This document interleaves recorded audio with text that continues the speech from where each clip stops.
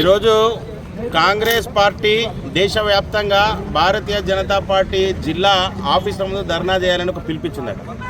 వాస్తవానికి ఇది ఎందుకు అన్నది కాంగ్రెస్ వాళ్ళకే తెలియదు. ఈరోజు నేషనల్ హెరాల్డ్ కేసు ఏదైతే ఉన్నదో దాన్ని వేసిన వ్యక్తి సుబ్రహ్మణ్య స్వామి. దానికి బీజేపీ పార్టీకి ఏమైనా సంబంధం ఉన్నదా? లేదు.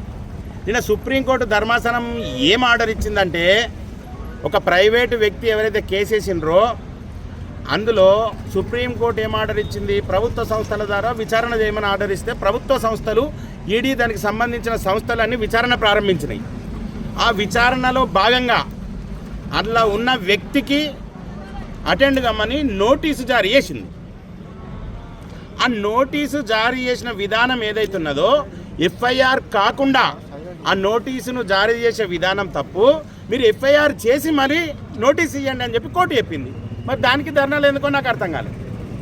మరి ఈ విషయం మల్లికార్జున ఖార్గేకి తెలియదు, కేసీ వేణుగోపాల్కి తెలియదు, ఇక్కడ ఉన్న వ్యక్తులకు అసలు ఆ కేసు ఏందో కూడా ఏమని తెలియదు. ఇక్కడ కూర్చున్నానికైతే అది పరిస్థితి. మరి అసలైతే ఈ ధర్నాకు పిలుపునిచ్చింది కాంగ్రెస్ పార్టీ అయితే పోలీసు వాళ్ళు బీజేపీ వాళ్ళని అరెస్ట్ చేసి ఆఫీస్లో పెట్టి, అంటే ప్రభుత్వం దుర్వినియోగం ఎట్లా చేస్తున్నారు? పోలీసును ఉపయోగించుకొని రాజకీయ పార్టీల ఆఫీసుల ముందు బందోబస్తుతోటి ధర్నాలు చేసే ప్రక్రియ తెలంగాణ రాష్ట్రంలో నడుస్తుంది. కనుక నేషనల్ హెరాల్డ్ కేసు అనేది ఇంకా కొట్టేయాలి.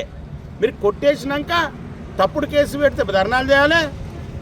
ఒకవేళ కొట్టేసిన తర్వాత మీరు నిర్దోషులైనాక పండుగలు చేసుకోవాలి.